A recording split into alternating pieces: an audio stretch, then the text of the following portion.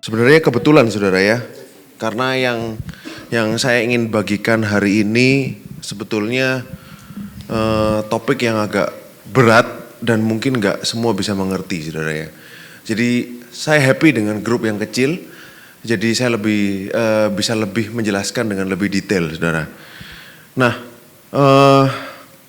seperti biasa saudara, kita di sini untuk berbicara tentang Kristus, kita berbicara tentang kebaikannya, tentang keindahannya, bukan tentang usaha dan kebaikan dan prestasi manusia.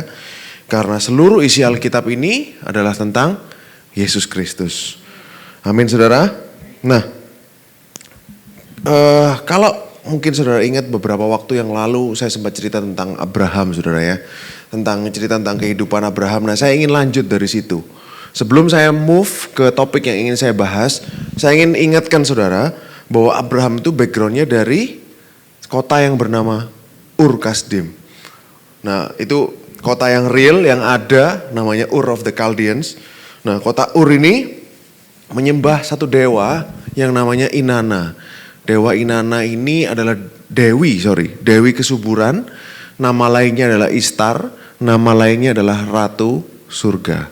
Nah, dewi kesuburan, of course saudara tahu di kota yang meninggikan atau menyembah dewi kesuburan, apa yang dipuja saudara, apa yang diharapkan? Seorang anak. Tetapi Abraham gak punya anak saudara ya, dan Abraham dan Sarai ini gak punya anak, meskipun namanya adalah exalted father atau bapa yang ditinggikan, tetapi dia ironisnya gak punya anak sampai tua. Nah, akhirnya mereka dipanggil Tuhan Yahweh keluar dari sanak saudaranya, lalu pergi ke tanah yang telah dijanjikan Tuhan, yaitu tanah Kanaan. Dia ikut Yahweh. Jadi Tuhan yang bukan asli, Tuhan asli dari tanah kelahiran mereka. Lalu setelah itu sampai di tanah Kanaan, tanah yang ditunjukkan Tuhan kepada mereka, tanah yang mereka belum pernah pergi. Ternyata ada kelaparan di situ. Abraham dan Sarai mengungsi ke Mesir. Di Mesir Abraham bilang kepada istrinya, ngaku sebagai saudaraku. Karena dia cantik, Firaun mengingini dia supaya Abraham gak dibunuh. Dia minta istrinya mengaku sebagai saudaranya. Nah, karena itu Firaun mengambil Sarai, mau dijadikan istrinya, dan akhirnya Abraham diberikan banyak harta, ternak, lalu budak laki-laki dan perempuan. Abraham bertambah kaya karena menjual istrinya, saudara ya. Dan akhirnya setelah itu Tuhanlah yang datang dan menyelamatkan Sarai. Dia menulahi Mesir sehingga akhirnya Sarai dikembalikan. Tapi Abraham bawa pulang itu harta-harta yang diberikan oleh Firaun, dan disinilah para pelajar Alkitab memperkirakan Hagar itu bisa masuk dalam keluarga lingkungan Abraham dari peristiwa ini. Nah, sampai di sini saudara, saya ingin ajak saudara untuk baca Kejadian pasal 16 ayat 1 sampai 6. Nah, mengetahui background ini, barulah kita bahas Kejadian pasal 16 ayat 1 sampai 6. Adapun Sarai, istri Abraham, tidak beranak. Nah, ini sudah lama di tanah perjanjian saudara ya. Ia mempunyai seorang hamba perempuan orang Mesir, Hagar namanya. Berkatalah Sarai kepada Abraham, engkau tahu Tuhan tidak memberi aku melahirkan anak. Jadi belum dia sudah negatif saudara ya. Kalau dalam bahasa Inggrisnya, God has prevented me from having children. Tuhan ini mencegah aku untuk punya anak. Jadi secara aktif dia menahan atau mencegah Sarai punya anak. Itu kata-katanya, maksudnya di sini. Nah, dia langsung nyerang Tuhan saudara ya, awal-awal. Makanya cerita di Alkitab ini saya ingin tekankan, cerita di Alkitab ini bukan cerita tentang manusia yang baik-baik. Tapi cerita di Alkitab ini adalah cerita tentang Tuhan yang baik. Manusia ini gak ada baiknya saudara. Nah, kita akan melihat. Makanya Alkitab ini benar-benar real, benar-benar nyata. Karena dia menggambarkan manusia itu apa adanya. Bukan polesan saudara. Nah, dari sini, karena itu baiklah hampiri hambaku. Mungkin oleh dialah aku dapat memperoleh seorang anak. Dan Abram mendengarkan perkataan Sarai. Nah, ini lucu sekali saudara ya. Ini apa yang Sarai rasakan ini sangat dimaklumi karena dia udah bertahun-tahun, bahkan dia dijanjiin anak, sampai keluar dari sanak keluarganya, tapi nggak dapat sampai sekarang. Nah, dia merasa frustasi dan marah. Nah, inilah yang dia lakukan pada waktu itu, dia sodorkan hambanya kepada Abram. Nah, sebenarnya saudara, kalau saudara lihat, Abraham ini diem aja. Dia cuman, ya wes, oke. Ya sudah, oke. Kenapa Abraham tidak? Oh, nggak bisa. Janjinya adalah kamu dan aku. Abraham sama sekali nggak melakukan itu. Dia oke, diikutin. Dia pasif sekali dalam cerita ini, saudara. Kalau saudara akan lihat nanti, dia sangat pasif sekali. Dan Abraham mendengarkan perkataan Sarai. Jadi Sarai, istri Abraham itu mengambil Hagar, hambanya orang Mesir, yakni ketika Abraham telah 10 tahun tinggal di tanah Kanaan. Berarti di sini Abraham sekitar umur berapa? Umur berapa dia keluar dari tanah Kanaan? Dari tempatnya dia? Kurang lebih 75 kalau nggak salah. Ini sudah 80-an. Nah, lalu memberikannya kepada Abram suaminya untuk menjadi istrinya. Abram menghampiri Hagar lalu mengandunglah perempuan itu. Ketika Hagar tahu bahwa ia mengandung, maka ia memandang rendah akan nyonyanya itu. Nah, saya akan bahas nanti saudara. Ini kenapa kok terjadi seperti ini ada alasannya. 5. Lalu berkatalah Sarai kepada Abram, penghinaan yang ku derita ini adalah tanggung jawabmu. Padahal dia yang kasih ke Abram. Abram cuma nurut apa katanya dia. Tapi dia langsung nyalahkan Abram lagi. Ini semua gara-gara kamu. Akulah yang memberikan hambaku ke pangkuanmu, tapi baru saja ia tahu bahwa ia mengandung, ia memandang rendah akan aku. Tuhan kiranya akan menjadi hakim antara aku dan engkau. Tuhan dibawa-bawa saudara ya. Padahal waktu awal dia gak ngomong sama Tuhan, dia lakukan sendiri. Pada waktu ada masalah, dia bawa-bawa Tuhan. Kata Abram kepada Sarai, hambamu itu di bawah kekuasaanmu. Perbuatlah kepadanya apa yang kau pandang baik. Abram mempersilahkan semuanya itu. Silahkan. Lalu Sarai menindas Hagar. Sehingga ia lari meninggalkannya. Jadi sampai Hagarnya ini keluar dari rumah saudara ya.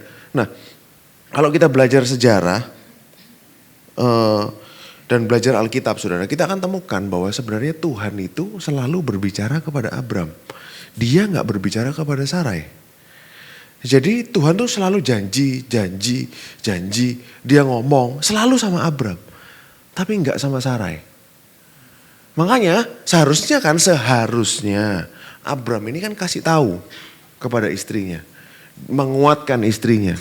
Karena dia yang terima langsung dari Tuhan. Tetapi sepertinya Abram tidak melakukan apa-apa. Sepertinya mungkin Abram tidak cerita juga. Ceritanya mungkin sebatas-sebatas saja. Seharusnya Abram menguatkan dia, menghibur dia. Tapi ini gak ada saudara. Sama sekali dia sangat pasif. Sangat-sangat pasif. Nah kalau saudara telaah lebih lanjut. Sarah ini sebenarnya meragukan bagian dia dalam perjanjian itu. Dalam janji yang diberikan Tuhan kepada Abram. Sarah meragukan mungkin bukan lewat aku. Dia meragukan apakah dia part atau apakah dia bagian dari rencana Tuhan yang indah itu. Yang dijanjikan kepada Abram. Makanya dia lakukan semua ini. Nah sampai dia suruh Abram mengawini budaknya. Dan apa yang Abram lakukan justru dia memvalidasi. Ya wes benar gitu saudara. Dengan apalagi dengan apa yang dia lakukan dengan dia pasif, Abram itu sebenarnya memvalidasi ketakutan dan kekhawatirannya Sarah. Inilah yang terjadi pada waktu itu. Kalau saudara belajar sejarah, saudara kan tahu ada namanya Urnamu Lokut. Itu adalah Urnamu Lokut. Jadi intinya hukum Urnamu. Ur ini adalah kota kelahiran Abram, kota asalnya Abram. Nah, dari hukumnya di kota Ur ini kan kota Ur ini punya hukum yang paling tua di dunia. Salah satu hukum tertulis yang tertua di dunia adalah dari kotanya Abraham, di Ur Kasdim. Nah, Urnamu Lokut ini boleh dibuka yang pasal 5. Urnamu Lokut pasal 5. Nah, jadi memberikan konteks sebenarnya apa yang Sarai lakukan itu ada backgroundnya saudara ya. Nah, ini dari kota asalnya mereka. Kalau ada seorang budak menikah dengan orang bebas atau orang merdeka, dia harus memberikan anak pertamanya kepada tuannya. Jadi makanya Sarai berikan Hagar kepada Abram supaya nanti anaknya Hagar itu jadi anaknya Sarah. Inilah yang mendasari tindakannya Sarah pada waktu itu. Dia berharapnya seperti itu. Tapi kan kenyataannya enggak. Hagar kan tidak mau menyerahkan dengan begitu saja. Nah, ada lagi saudara. Kalau saudara baca, nah ini ada hukum lain lagi, zamannya sama, zaman Abraham. Namanya hukum Hammurabi. Boleh dibuka Hammurabi. Nah, ini hukum Hammurabi ini dari zaman yang sama, dari area yang sama dengan Ur Kasdim. Kalau ada seseorang laki-laki mengambil istri, dan istrinya ini mengambil hambanya atau budaknya sebagai istri, dan budak ini melahirkan anak, lalu budak ini menjadi sama dengan istri. Kalau saudara baca pasal 146, jadi Hagar ini levelnya karena dia punya anak dengan Abraham, levelnya jadi sama dengan Sarai. Menurut hukum yang berlaku pada zaman itu. Makanya Hagar dikatakan tadi apa saudara? Memandang rendah kepada Sarai. Dia memandang rendah majikannya itu karena dia udah punya anak. Nah, ini hukum berarti naik derajatnya saudara. Ini yang terjadi pada waktu itu. Makanya Alkitab kita ini adalah Alkitab yang real. Karena dia menceritakan konflik manusia dan gejolak dalam hidup manusia itu senyata-nyatanya. Dan setelah itu ada lagi saudara.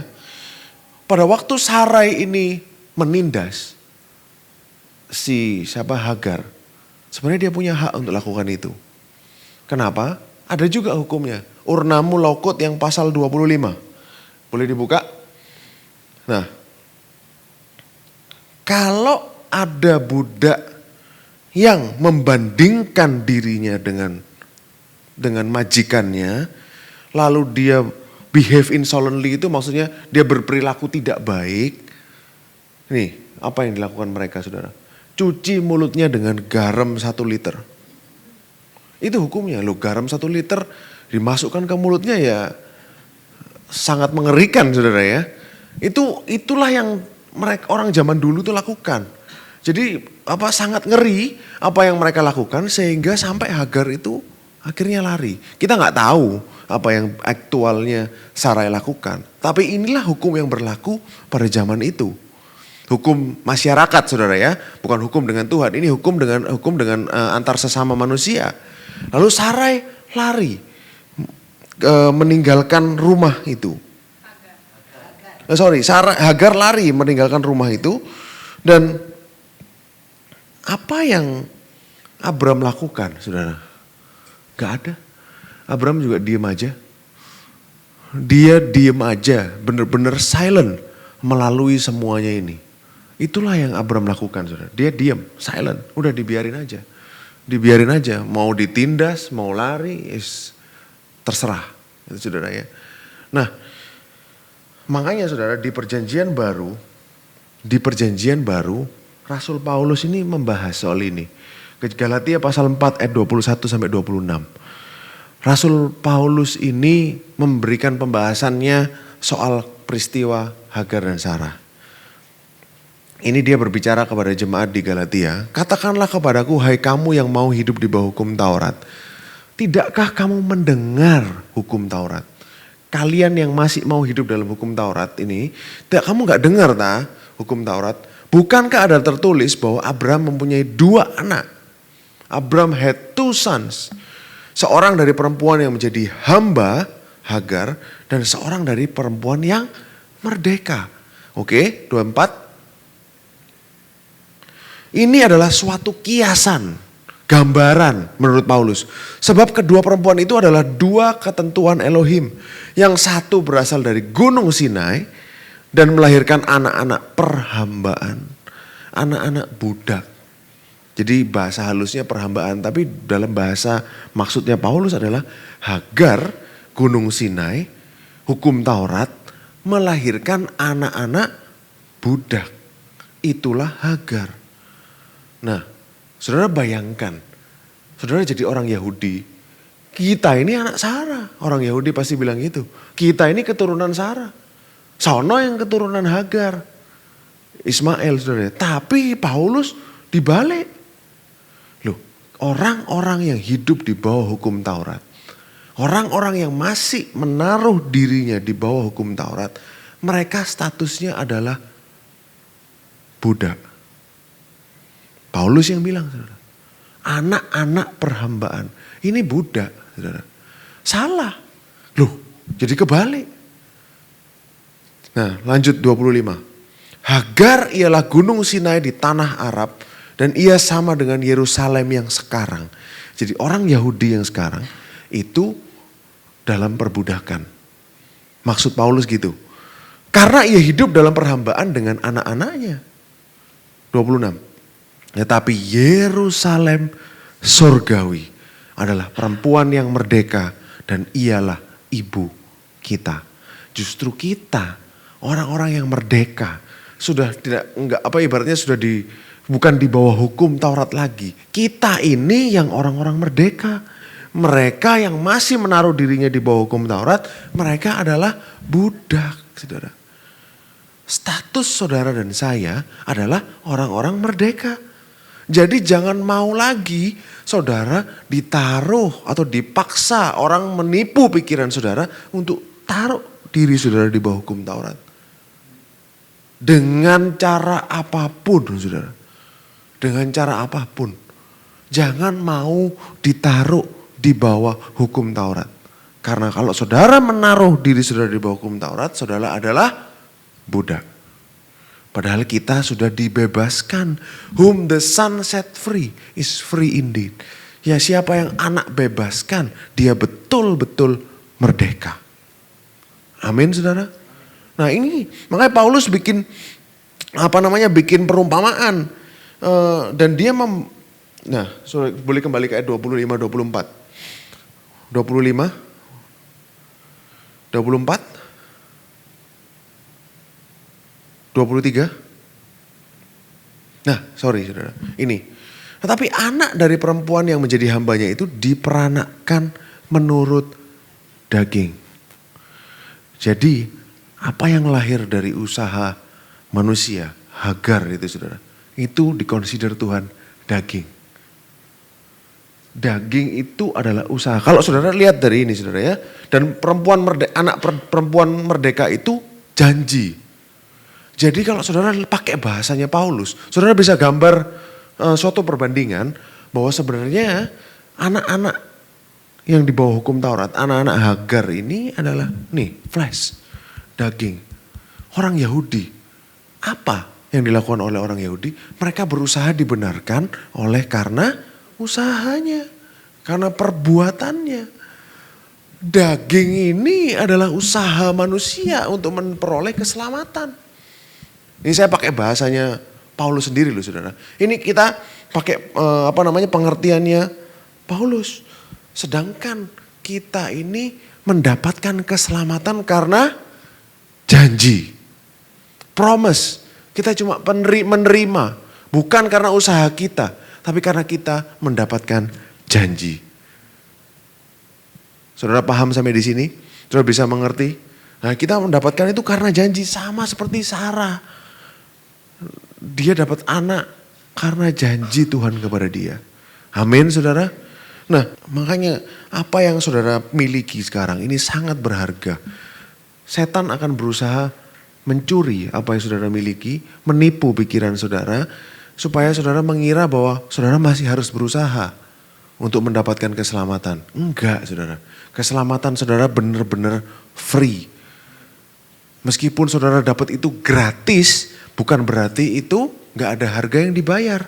Karena seseorang sudah bayar harganya, yaitu Yesus Kristus yang sudah mati di kayu salib buat saudara. Amin.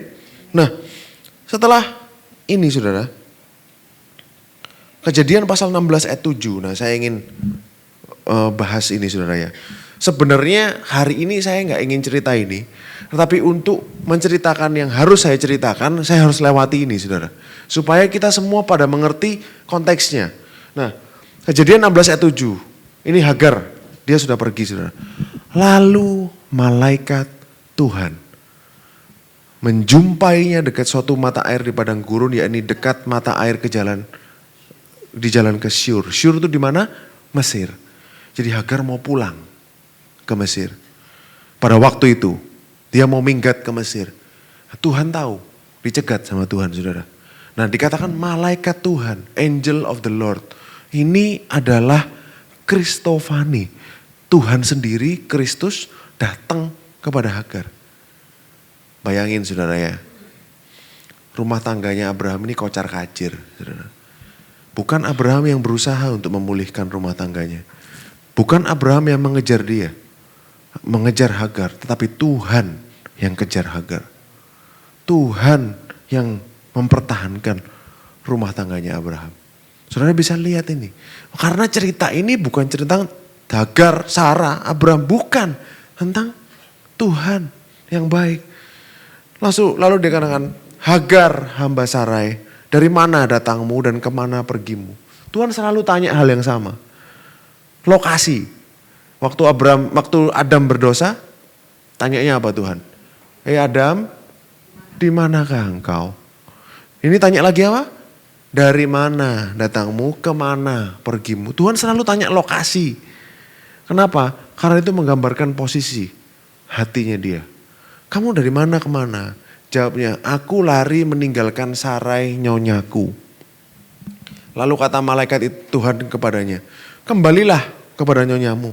Biarkanlah engkau ditindas di bawah kekuasaannya. Saya pernah bahas di sini saudara, ini perintah yang sangat tidak masuk akal. Di orang ditindas, disuruh balik, ditindas lagi saudara ya. Lagi kata malaikat Tuhan itu kepadanya, aku akan membuat sangat banyak keturunanmu sehingga tidak dapat dihitung karena banyaknya. Selanjutnya kata malaikat Tuhan itu kepadanya, engkau mengandung. Saudara perhatikan berkat yang diterima Hagar. Perhatikan baik-baik. Engkau mengandung dan akan melahirkan seorang anak laki-laki. Engkau akan menamai dia Ismail. Sebab Tuhan telah mendengar. Ismail itu artinya God hears. Tuhan mendengar. Tentang penindasan atasmu itu. Seorang laki-laki yang lakunya seperti keledai liar. Saya baru tahu ternyata keledai liar ini bukan, oh ya kayak di sini keledai yang gak ada bosnya gitu, gak ada yang punya saudara. Bukan, keledai liar ini adalah spesies, jenis binatang. Di sana memang ada namanya wild ass, African wild ass. Saudara boleh Google, saudara boleh cari African wild ass itu seperti apa. Itu hewan yang sangat teritorial, dia benar-benar jaga teritorinya. Jadi keledai ini biasanya gak teritorial saudara, tapi African wild ass ini teritorial sekali. Sama seperti deskripsinya yang dijelaskan tentang Ismail. Tangannya akan melawan tiap orang, tangan tiap orang akan melawan dia. Dan di tempat kediamannya ia akan menentang semua saudara-saudaranya. Kemudian Hagar menamakan Tuhan yang telah berfirman kepadanya itu dengan sebutan engkaulah El Roy. Sebab katanya, bukankah di sini kulihat dia yang telah melihat aku. Jadi dia sadar, Hagar ini ngerti, kenapa kok Hagar mau pulang kembali? Karena dia tahu, Tuhan memperhatikan dia. Makanya dia akan bilang, disinilah telah kulihat dia yang melihat aku. Berarti dia sadar bahwa selama ini Tuhan selalu memperhatikan dia. Tuhan selalu melihat dia. Tuhan mengerti apa yang dia alami. Saudara bayangkan dia ini Buddha. Kerjanya Buddha apa saudara? Ya nurut saudara. Disuruh-suruh Buddha itu ibaratnya enggak punya hak. Buddha itu tidak punya hak. Tapi dia bisa sampai hari ini Tuhan melihat dia. Tuhan memperhatikan dia. Amin saudara. Itulah baiknya Tuhan kita. Makanya saudara boleh kembali ayat 11. Engkau mengandung, melahirkan anak laki-laki. Nah 10. Nah, aku akan membuat sangat banyak keturunanmu sehingga tidak dapat dihitung karena banyaknya. Ini mirip gak saudara sama berkat Abraham? Mirip saudara, mirip. Kita lanjut di ayat berapa tadi? 14 ya. Sebab itu sumur tadi disebutkan orang sumur Lahairoi. Letaknya antara Kades dan Beret. 15. Lalu Hagar melahirkan seorang anak laki-laki bagi Abram. Dan Abram menamai anak yang dilahirkan Hagar itu Ismail. Artinya apa? Artinya apa saudara? Waktu Hagar balik, cerita gak dia? Cerita saudara. Aku ketemu Tuhan. Dia bilang gini. Berkatnya ini. Abraham pasti ngomong, loh kok sama seperti yang dikasih tahu Tuhan ke saya. Betul saudara? Abraham percaya. Makanya dikatakan di sini spesifik Abraham yang menamai anak itu Ismail. 16 ada? Abraham berumur 86. Ya saudara, 86 tahun ketika Hagar melahirkan Ismail baginya. Saudara bayangkan apa yang terjadi pada hatinya Sarah. Dia lihat budaknya ini pulang. Aku ketemu Tuhan. Cerita A, B, C, D. Kamu berkatnya ini sama. Apa yang jadi perasaan Sarah? Ternyata selama ini bukan aku. Kecewa setengah mati pasti saudara. Loh, selama ini bukan saya. Ternyata bagiannya Hagar dan Abram.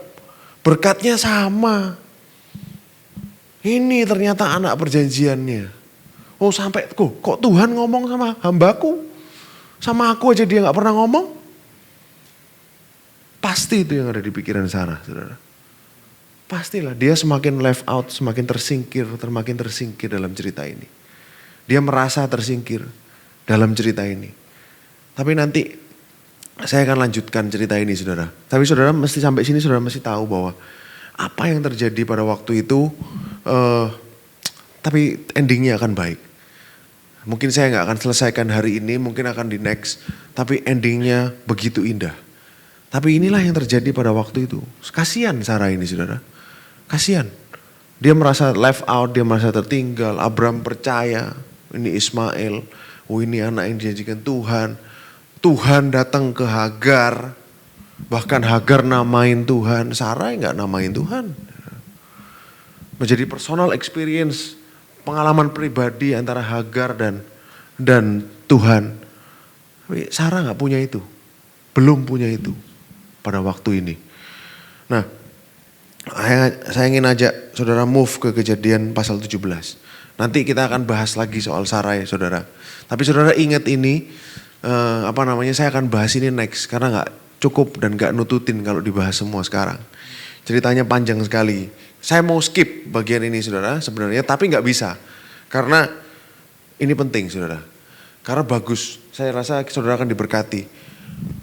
Ayat Kejadian 17, ini tadi 16, sekarang 17 saudara. Ketika Abram berumur 99 tahun, jadi berapa tahun? 13. Ismail lahir waktu Abram berumur 86. Sekarang Abram 99, berarti Ismail umur berapa? 13. Jadi bukan bayi lagi saudara ya. Maka Tuhan menampakkan diri kepada Abraham dan berfirman kepadanya. Akulah El Shaddai. Dia bilang, akulah El Shaddai. Hiduplah di hadapanku dengan tidak bercela. 2, aku akan mengadakan perjanjian antara aku dan engkau. Aku akan membuat engkau sangat banyak. Lalu sujudlah Abraham dan Elohim berfirman kepada dia. Kalau dalam bahasa Inggrisnya dia sujud sampai mukanya ke tanah. Dari pihakku inilah perjanjianku dengan engkau. Engkau akan menjadi bapa sejumlah besar bangsa. Kalau saudara perhatikan, kalau saudara teliti, saudara lihat janji Tuhan kepada Abram sebelumnya, dia cuma bilang engkau akan menjadi bangsa yang besar. 1. Bukan menjadi bapak sejumlah besar bangsa. Ini upgrade. Janjinya Tuhan kepada dia makin upgrade. Apa yang Abram lakukan? Nothing. Gak ada yang dia lakukan. 5. Karena itu namamu bukan lagi Abram, exalted father, Bapa yang ditinggikan. Melainkan Abraham, yaitu apa? Bapa banyak bangsa. Karena engkau telah kutetapkan menjadi bapa sejumlah besar bangsa. Jadi digedein janjinya sama Tuhan. Dulu cuma kamu akan menjadi bangsa yang besar. Sekarang enggak, saudara. Nah, 6. Aku akan membuat engkau beranak cucu sangat banyak. Engkau akan kubuat menjadi bangsa-bangsa. Plural, bukan satu. Dan daripadamu akan berasal raja-raja. Jadi bukan hanya Mesias. tetapi juga raja-raja. Aku akan mengadakan perjanjian antara aku dan engkau serta keturunanmu turun-temurun menjadi perjanjian yang kekal. Supaya aku menjadi Elohimmu dan Elohim keturunanmu. I will be their God. Aku akan menjadi Tuhan mereka. Dalam bahasa Inggrisnya saudara ya. Nah ayat 8 terakhir. Kepadamu dan kepada keturunanmu akan kuberikan negeri ini yang kau diami sebagai orang asing. Yakni seluruh tanah Kanaan akan kuberikan menjadi milikmu untuk selama-lamanya. Dan aku akan menjadi Elohim mereka. I will be their God. Nah saudara kalau kembali ke ayat 1. Saudara akan lihat. Tuhan ini tiba-tiba datang kepada Abram. Tidak dituliskan Abram berdoa. Abram melakukan ini. Membakar korban di Mesbah. Enggak ada saudara. Cuman tiba-tiba Tuhan datang kepada dia. Ngomong akulah El Shaddai. Akulah Tuhan yang Maha Kuasa. Dia tiba-tiba dia revelation. Kasih pernyataan dirinya kepada Abraham. Pada waktu itu. Apakah Abraham minta? Enggak ada. Ada hal baik yang dilakukan dia? Enggak ada. Keluarganya enggak karu-karuan. Istrinya juga enggak dikasih tahu. Kalau janji dia enggak menghibur istrinya. Apa yang Abraham lakukan? Nothing. Makanya ini saudara. Ini yang sering ditanyakan orang law. Yang masih percaya bahwa kita harus mengusahakan keselamatan kita. Perintah Tuhan, akulah Elohim yang Maha Kuasa. Hiduplah di hadapanku dengan tidak bercela. Ada interlinearnya, boleh dibuka bahasa aslinya. Kejadian 17 ayat 1. Kalau saudara lihat yang saya tanda panah itu bahasa aslinya adalah tamim. Blameless, tanpa cacat. Tamim. Boleh dibuka artinya tamim? Tamim ini apa artinya saudara? Complete. Complete. Whole. Utuh. Perfect. Sempurna, blameless, tanpa cacat, without blemish. Saudara, ini artinya apa? Nanti kita akan bahas. Sebenarnya arti tamim ini ada dua. Bisa eksternal, bisa internal. Karena apa? Kata tamim ini sering dipakai dan selalu dipakai untuk menjelaskan korban yang akan dikorbankan di mesbah bait suci atau kemah suci. Jadi anak domba itu harus tanpa cacat celah. Itu bahasanya tamim. Saudara. Berarti secara fisik, betul saudara ya. Secara fisik dia gak boleh ada cacat. Secara fisik sempurna. Internal, kalau secara internal apa saudara? Kalau saudara lihat di situ, para rabi Yahudi ini ngomong, orang tamim ini kalau secara spiritual atau internal, apa yang dia pikirkan dalam hatinya, dan yang dia katakan dengan mulutnya sama. Orang yang berintegritas itu adalah orang tamim menurut orang Yahudi. Tapi kan kita gak tahu nih. Yang mana Abraham ini? Kok tiba-tiba Tuhan ngomong kamu jadi tamim. Jangan ada cacat celah. Loh. Kalau saudara trace recordnya. Cacat celahnya Abraham apa? Gak ada hukum kok. Hukum Taurat belum ada. Gak ada hukum. Kalau orang bilang kamu cacat, berdasarkan apa? Betul saudara? Berdasarkan apa? Berdasarkan oh iya kamu gak mematuhi hukum nomor sekian. Kamu cacat. Tapi ini gak ada hukum. Pada waktu zaman Abraham belum ada. Dari mana? Kenapa kok Tuhan kasih perintah seperti ini? Apa maksudnya? Nanti kita akan bahas lebih lanjut saudara. Kita akan tahu di bawahnya. Kalau saudara lihat konteks, saudara akan ngerti. Sebelum kita lanjut ke definisi tamim ini sebenarnya apa, saya ingin bahas di ayat 4 dulu. Kejadian 17 ayat 4. Boleh buka King James-nya? Ada gak King James-nya? Nah ini saudara. Ini realita kehidupan orang Kristen hari ini. Saudara lihat, saudara yang paham bahasa Inggris, saudara akan tahu tenses-nya apa. My covenant is with thee. Kapan? Tense apa ini saudara?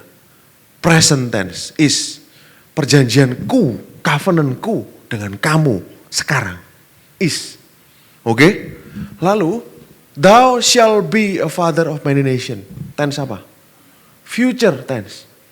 Masa depan. Kamu akan menjadi bangsa yang besar. Tapi perjanjiannya sekarang. Oke?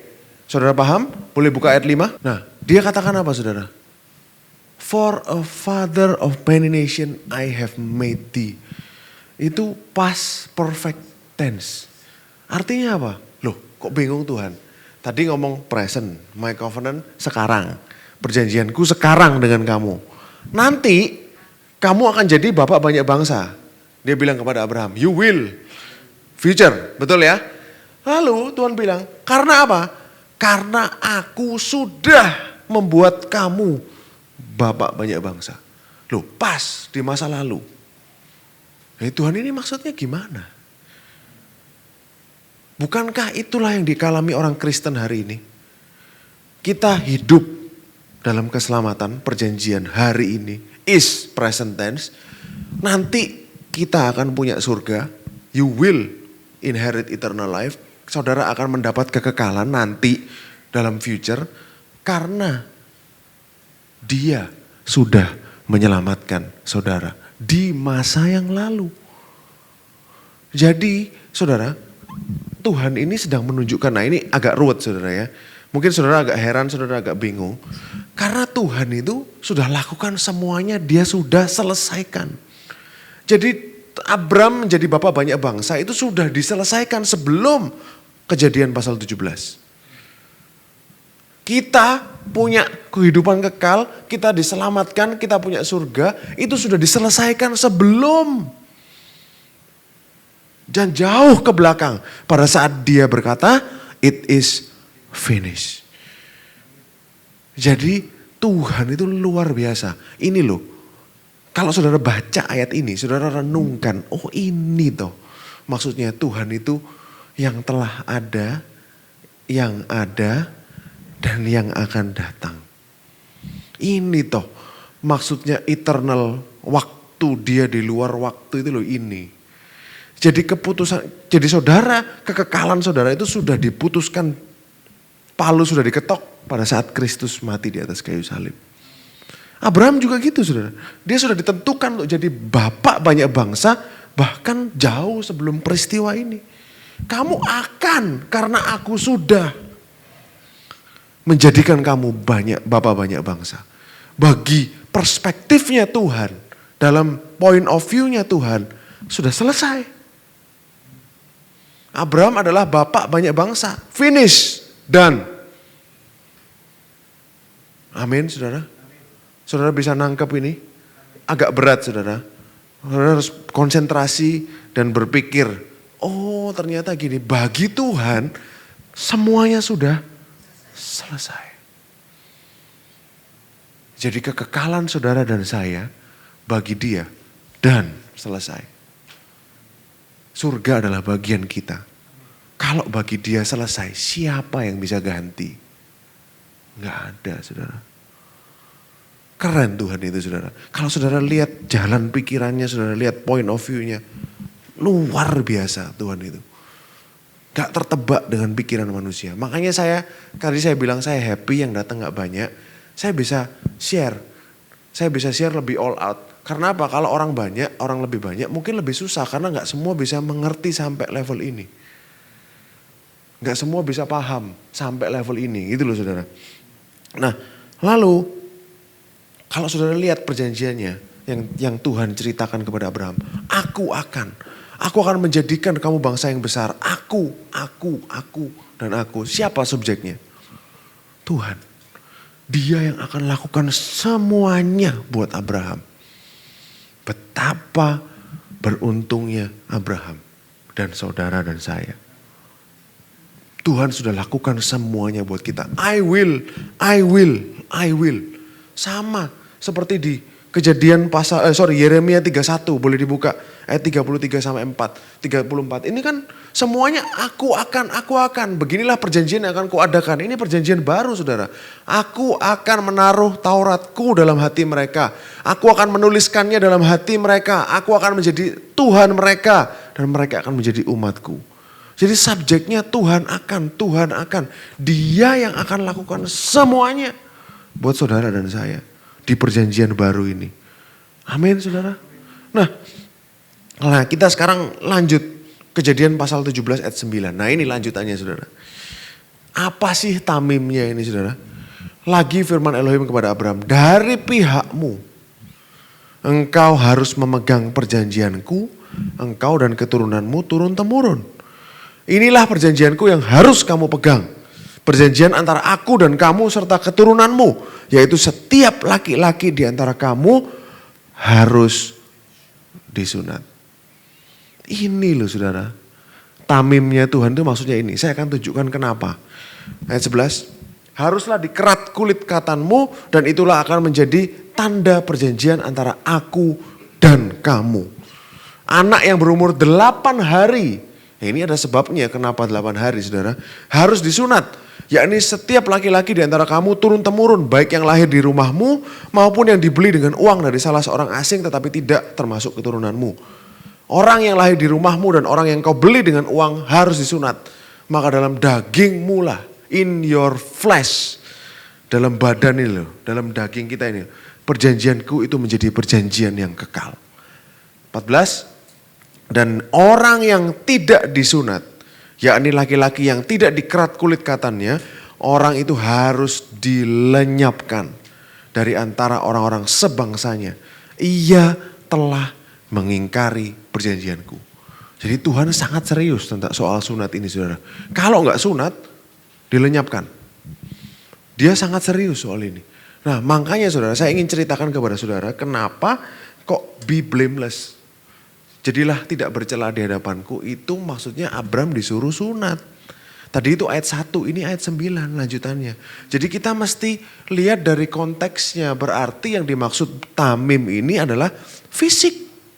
Fisiknya Abram. Nah ada simbolismenya juga kenapa sunat ini saudara. Kalau saudara pelajari sejarahnya, saudara akan temukan sunat ini bukan dari Abram pertamanya. Sunat itu sudah ada sejak 6.000 tahun sebelum Masehi. Sudah ada. Dan masyarakat tertua, kebudayaan tertua yang mencatat akan tradisi dan praktek sunat ini adalah kebudayaan Mesir. Ada mumi yang ditemukan umurnya 4.000 tahun. Penanggalannya 4.000 tahun sebelum Masehi. Jadi 6.000 tahun yang lalu saudara. Itu ditemukan mumi itu sudah disunat. Ada di Mesir. Nah, Abram hidup berapa saudara? Tahun berapa? 2000 tahun sebelum Masehi. Abram ini 2000 tahun sebelum Masehi. Jadi sunat ini sudah ada jauh sebelum Abram. Sudah ada. Dan kebudayaan ini saudara, kalau saudara saya ingin tunjukkan kepada saudara, di kuburnya seseorang yang namanya, seorang bangsawan Mesir namanya Angmahon. Boleh gambarnya ditunjukin? Di kuburan, ini di kuburan saudara ya. Di kuburannya seseorang yang namanya Angmahon. Ini bangsawan zaman Firaun Teti. Nah iya, betul. Di tahun 2300, ini menggambarkan praktek sunat di masyarakat Mesir. Udah ada saudara. Dan Abraham itu umurnya 1900-2100. Udah ada praktek sunat ini. Jadi mereka udah tahu. Kalau saudara lihat ingat ceritanya Musa dan Musa dan istrinya dan Sipora yang sunat itu yang Musa mau dibunuh Tuhan. Sebenarnya Musa dan Sipora udah ngerti, apalagi mereka dibesarkan di Mesir. Nah siapa orang-orang yang disunat ini saudara? Di Mesir yang disunat itu hanya imam dan bangsawan dan raja. Jadi orang biasa gak disunat saudara. Kenapa orang Mesir melakukan praktek sunat? Karena mereka ini gila akan kebersihan. Jadi mereka sangat menggilai kebersihan. Jadi lain dengan orang Yunani. Kalau orang Yunani natural. Sudah apa yang diberikan Tuhan itu yang terbaik. Kalau orang Yunani seperti itu. Kalau orang Mesir enggak. Dia dia sangat higienis sekali. Makanya dia bersihkan yang kotor. Makanya Herodotus, orang sejarawan Herodotus bilang dalam bukunya, orang Mesir ini lebih baik bersih daripada ganteng. Makanya dia, kalau saudara lihat imam-imamnya orang Mesir itu selalu alisnya dicukur, terus botak. Kenapa? Supaya bersih. Mereka sangat gila kebersihan. Kalau saudara nangkep ini, Saudara ngerti? Oh berarti foreskin atau kulit katan yang dimaksud itu tidak bersih. Makanya Tuhan bilang apa? Be blameless, tamim. Secara fisik, seperti korban yang sempurna secara fisiknya. Berarti Tuhan menganggap dalam pandangan ini, kulit katan ini adalah kotor. Kebudayaannya ini saudara. Saudara harus tahu backgroundnya supaya ngerti kenapa Tuhan lakukan ini. Kenapa kok Tuhan perintahkan ini. Kenapa? Nah bukan orang Mesir saja. Orang Afrika, orang Ethiopia, orang Sudan, orang Syria. Semua praktekkan sunat. Cuman sunatnya orang Mesir ini berbeda. Dia sunatnya nggak dipotong seluruhnya kulitnya itu. Cuma diiris tok saudara. Itu sunatnya orang Mesir. Tapi kalau orang Yahudi enggak, dia potong semuanya. Kulitnya, kulit katan itu. Nah inilah yang terjadi pada waktu itu. Pada waktu Tuhan suruh Abram, kamu harus sunat, kamu dan seluruh isi rumah tanggamu. Artinya apa? Tuhan ini mengangkat mereka, menyamakan derajat mereka seperti imam dan raja.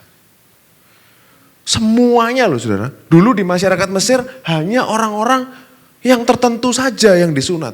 Menandakan bahwa dia ini imam atau raja. Tapi bagi orang Israel semuanya.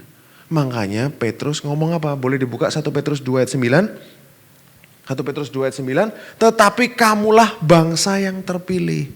Imamat yang rajani. Bangsa yang kudus. Makanya itu disunat supaya apa? Dia berbeda dengan yang lain. Dengan bangsa-bangsa Kanaan berbeda. Bangsa Kanaan gak praktek sunat. Makanya Tuhan memisahkan Abraham dan keturunannya. Kamu kudus seluruhnya. Kamu milikku. Makanya dia bilang umat kepunyaan Elohim. Jadi maksud Tuhan suruh Abraham sunat ini satu. Yang pertama, kamu punyaku. Dua, kamu statusnya adalah imam dan raja. Makanya dari mana Petrus dapat ini? Petrus dapat ini dari Keluaran pasal 6. Keluaran pasal 19 ayat 6. Di peristiwa di Gunung Sinai. Tuhan bilang kepada orang Israel, kepada keturunan Abraham di kaki Gunung Sinai. Dia bilang apa? Kamu akan menjadi bagiku kerajaan imam. Kingdom of priest. Jadi semuanya imam dan itu kerajaan. Berarti apa? Artinya imamat rajani, royal priesthood. Jadi statusnya berbeda. Royal priesthood. Udah statusnya udah lain. Makanya saya pernah ceritakan pernah sampaikan ke Bu Lili dan juga ke istri saya bahwa bagi orang Israel, orang Lewi itu adalah suku imam. Tapi bagi bangsa di dunia, Israel ini adalah imam. Bagi seluruh bangsa di dunia, bangsa Israel ini adalah bangsa imam. Makanya kingdom of priest. Tapi bagi orang Israel, orang Lewi yang imamnya. Tapi bagi seluruh dunia, orang Israel adalah imamnya. Jadi seperti suku Lewinya itu adalah bangsa Israel. Nah, kingdom of priest, dia dipisahkan. Kudus adalah dipisahkan, dia dipisahkan dari yang lain. Dipisahkan dari semuanya. Jadi marker, penanda bahwa ini adalah punya Tuhan. Bangsanya Tuhan. Nah kembali lagi ke kulit katan yang tadi dianggap kotor. Dianggap gak sempurna. Saya punya buktinya saudara. Kalau saudara lihat di Keluaran pasal 6 ayat 11. Boleh dibuka? Keluaran pasal 6 ayat 11. Nah tetapi Musa, ini waktu Musa disuruh menghadap Firaun. Dia bilang apa? Orang Israel sendiri gak mendengarkan aku. Bagaimana mungkin Firaun mendengarkan aku? Aku seorang yang petah lidahnya. Pernah tanya enggak petah ini apa? Boleh dibuka bahasa Inggrisnya? Atau interlinearnya? Nah oke. Petah lidahnya itu bahasa aslinya itu mulut yang tidak bersunat. Uncircumcised lips. Jadi mulut yang tidak bersunat. Ini ungkapan saudara, bukan literal, bukan mulutnya emang gak bersunat. Bukan, tapi ini sebuah ungkapan yang artinya adalah mulutnya dia ini gak sempurna. Dia ini gagap, stutter. Musa itu kan gagap, stutterer. Dia bukan orang yang pinter ngomong, makanya dia panggil Harun pada waktu itu. Musa ini yang mulutnya ini, lidahnya itu tidak sempurna. Makanya dia bilang lidah uncircumcised, lidah tidak bersunat. Artinya apa saudara? Artinya status gak bersunat, keadaan gak bersunat ini, keadaan gagap ini disamakan dengan ketidaksempurnaan. Disamakan dengan kondisi tak bersunat. Paham maksud saya saudara? Jadi Musa ini kan gak sempurna. Uncircumcised lips. Berarti kan bibirnya gak sempurna. Abraham sebelum dia disunat, kondisinya apa dia? Ya gak sempurna. Gak tamim. Sama secara fisik ya, Pak Dedi dan yang lain. Secara fisik dia gak sempurna. Makanya Tuhan perintahkan dia sunat. Itu maksudnya. Selama ini disalah artikan terus saudara. Selama ini disalah artikan, oh Abraham juga under grace. Tapi dia disuruh sempurna sama Tuhan. Enggak saudara. Sempurna fisiknya. Dia disuruh sunat sama Tuhan. Karena sunat ini kan memotong bagian yang kotor. Dari tubuh itu. Memotong bagian yang kotor. Nah, ketidaksempurnaan ini. Nah seringkali kan ini kan daging yang dipotong, kulit katan atau daging yang dipotong ini kan dalam perjanjian baru daging itu sering diumpamakan dengan dosa. Dengan usaha manusia untuk dibenarkan. Jadi pada saat Tuhan suruh potong itu kulit katan atau foreskin itu adalah suatu gambaran ke depan. Akan ada suatu sunat yang akan dilakukan oleh semua orang yang percaya kepada Yesus. Yaitu apa? Sunat hati. Sunat hati ini sudah konsep dari perjanjian lama. Bukan konsep perjanjian baru. Karena di perjanjian lama Tuhan sudah tahu sunat lahiriah ini tidak berhasil. Tidak ada melakukan, maksudnya gak bisa menyucikan secara penuh. Enggak saudara. Ini kan simbolisme. Remove sesuatu yang kotor. Pada saat saudara percaya kepada Yesus, dosa saudara diampuni, itu saudara melakukan sunat hati. Berarti yang bagian yang, ibaratnya dosa-dosamu ini sudah yang kotor ini sudah disingkirkan, disucikan oleh darah Yesus. Makanya kalau saya ajak saudara untuk baca di Yeremia 4 ayat 4. Nah kita lihat bahwa ini konsep sunat hati ini bukan dari perjanjian baru. Tapi di perjanjian lama sudah ada. Yeremia 4 ayat 4, sunatlah dirimu bagi Tuhan. Dan jauhkanlah, apa saudara? Kulit katan hati. Berarti sunat hati.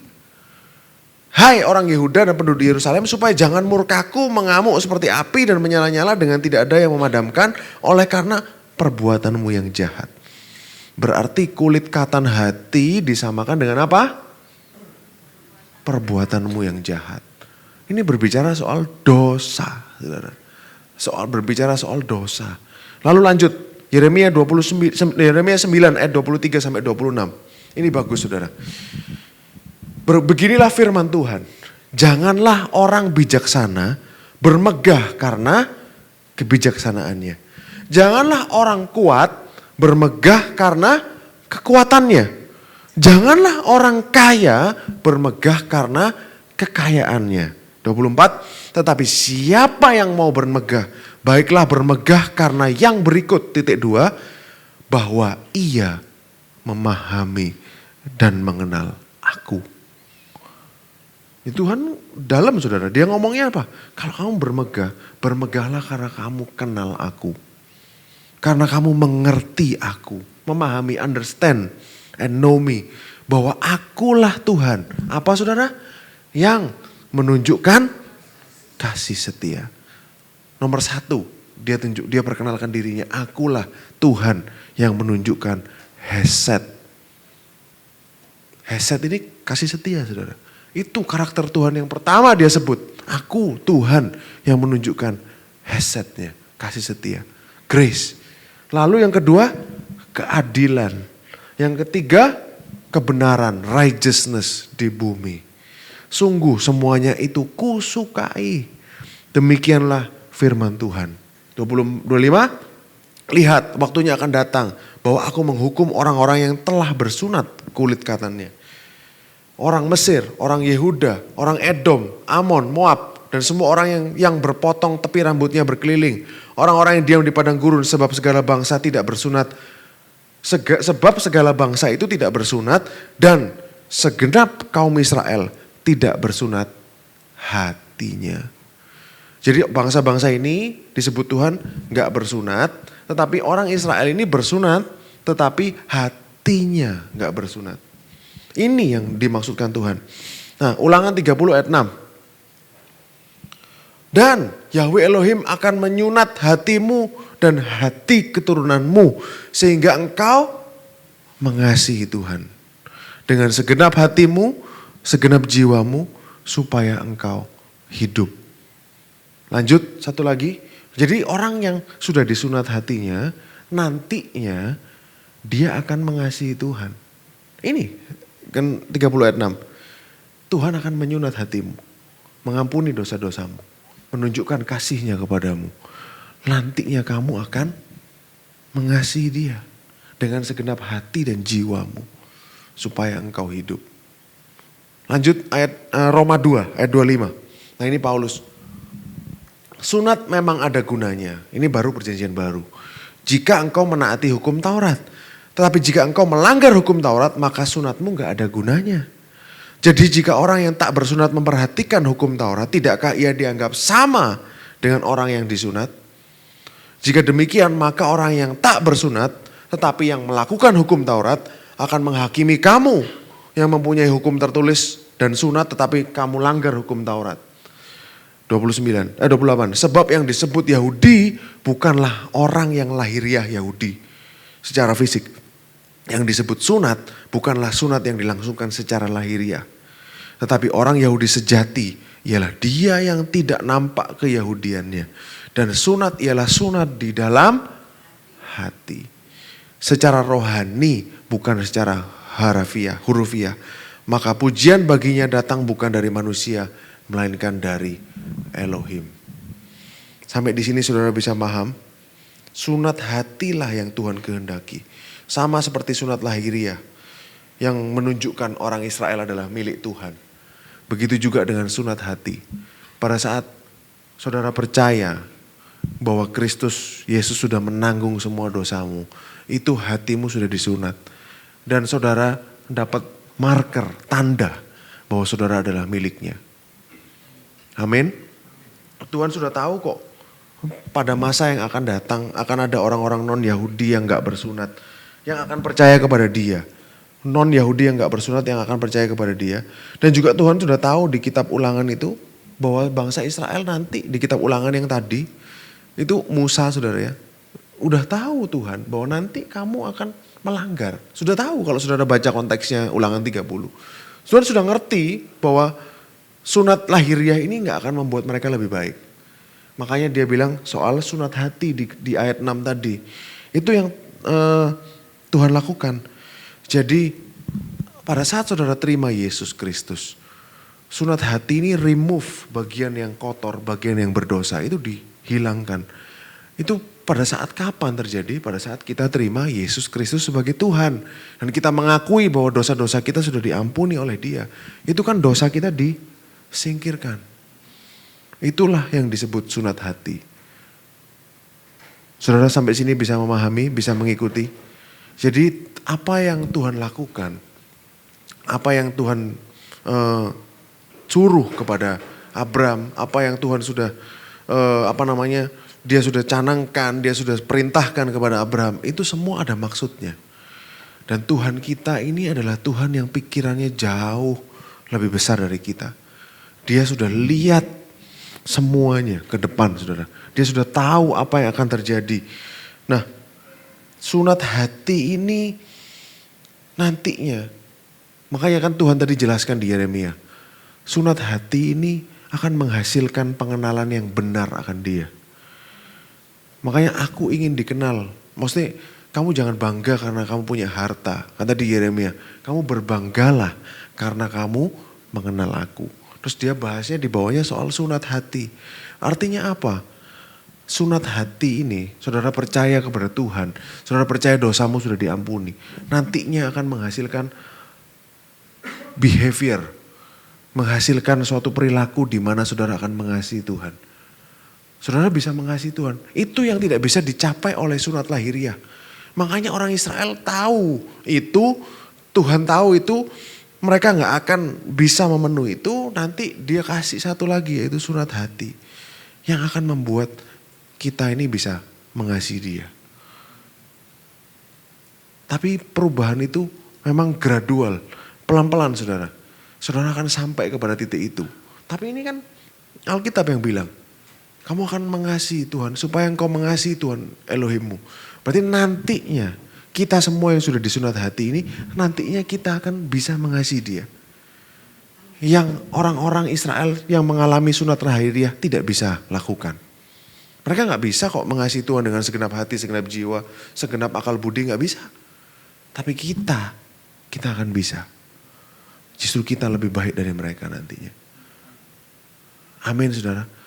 Karena sunat hati ini menghasilkan perubahan dari dalam, bukan dari luar. Perubahan yang long last, yang sustain, itu bukan perubahan yang dari luar, tapi perubahan yang dari dalam. Menghasilkan perubahan yang selama-lamanya. Amin saudara. Nah makanya penting saudara bagi kita untuk selalu dengar soal Kristus. Dengar soal cintanya yang begitu baik buat kita. Buat cintanya yang begitu besar buat saudara dan saya. Supaya apa? Perubahan ini bisa terjadi. Penting bagi kita untuk mendengar firman yang asli, yang real. Tentang Tuhan yang begitu baik.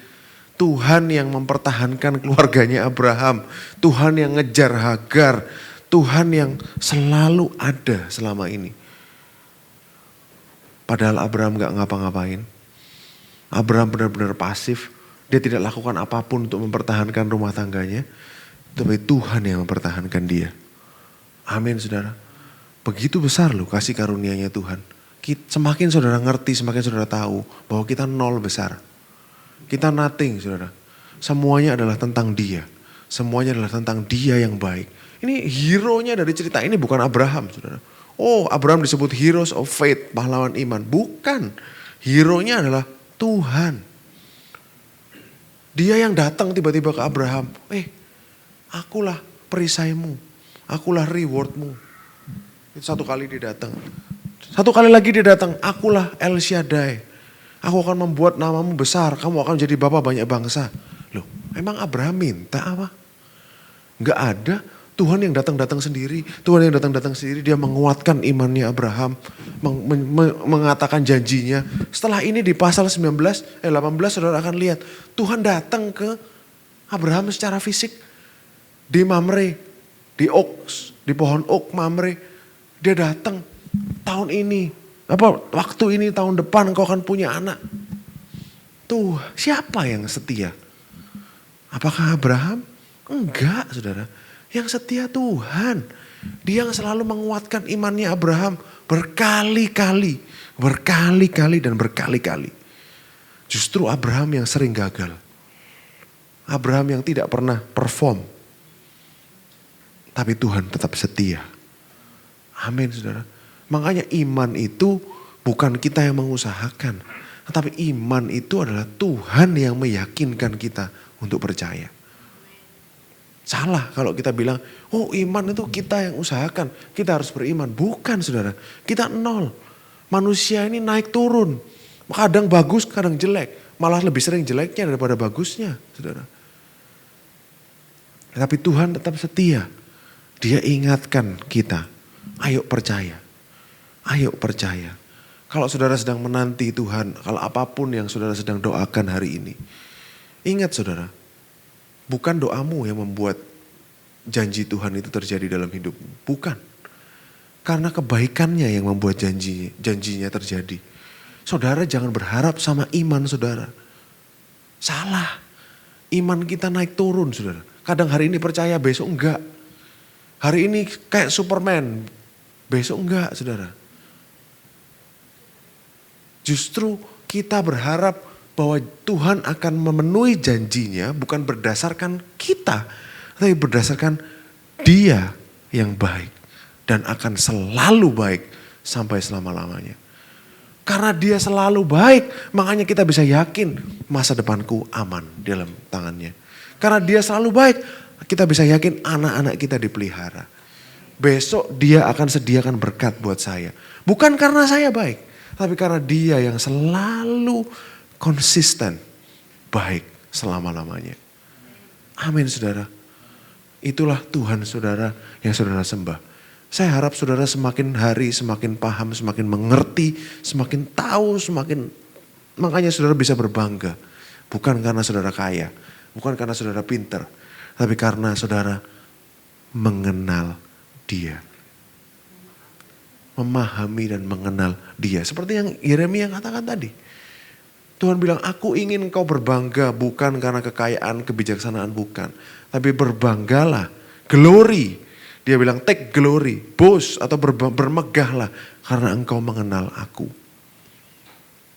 Justru Tuhan itu pengen dikenal loh saudara. Makanya Dia yang datang-datang terus.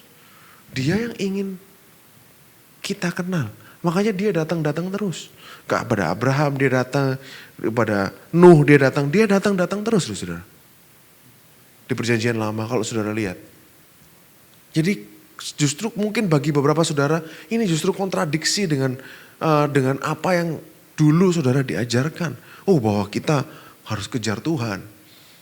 Kita harus terus datang kepada Tuhan. Enggak saudara. Fakta bahwa saudara ditempatkan Tuhan di tempat ini itu adalah karena Dia ingin memperkenalkan dirinya kepada saudara. Amin. Karena saya sendiri merasa bahwa seperti ini enggak ada di tempat lain saudara. Saya sendiri mengerti bahwa di sini ini spesial. Saudara masih ada di sini adalah karena Tuhan ingin memperkenalkan dirinya kepada Anda. Bukan karena Anda yang ingin mengenal Tuhan. Bukan saudara. Begitu baik Tuhan kita. Makanya tadi ayat 14. Kejadian 17 ayat 14. Orang yang tidak disunat, yakni laki-laki yang tidak dikerat kulit katannya, orang itu harus dilenyapkan. Dalam bahasa Inggrisnya cut off. Boleh dibuka interlinearnya. Nah, cut off. Ya saudara ya, kata-kata cut off ini dalam bahasa aslinya boleh dibuka 3772. Karat. Artinya cut off itu karat saudara ya.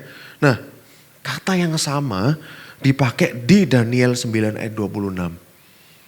Boleh dibuka Daniel 9 ayat 26. Nah, ini kan kata-katanya disingkirkan. Akan disingkirkan orang yang diurapi. Mesias akan disingkirkan. Dalam bahasa aslinya apa? Boleh dibuka? Nah, Messiah shall be cut off. Jadi Mesias itu akan di cut off dari antara orang-orang hidup. Ini kan Daniel berbicara soal nubuatan Yesus yang akan datang. Mesias akan mati tapi bukan karena dirinya. Tapi karena kita semua. Ini saudara. Di Daniel 9 ayat 26. Cut off ini kata-kata karat. Kata-kata yang sama dipakai. Dengan kata-kata yang tadi kalau orang gak sunat harus di cut off. Artinya apa? Yesus di cut off, dipotong, dilenyapkan. Supaya kita yang harusnya dilenyapkan, harusnya dipotong. Kita mendapat bagian dalam keluarganya. Menjadi anak-anak Elohim. Amin saudara. Jadi Tuhan yang menggantikan posisi kita. Kita orang-orang gak bersunat yang harusnya di cut off. Tapi justru kita dimasukkan. Karena Dia yang sudah dipotong, di cut off demi kita. Amin saudara. Saya harap saudara bisa mengerti. Saya harap saudara semakin mengerti bahwa Tuhan kita adalah Tuhan yang baik. Next, saya akan ceritakan lebih lanjut soal Sarah, soal Sarai. Saudara ingat-ingat, mungkin untuk supaya saudara ingat pada next saya ceritakan di sini bahwa Sarah ini banyak di-mistreat, banyak diperlakukan dengan tidak adil dan banyak kekecewaan dalam dirinya.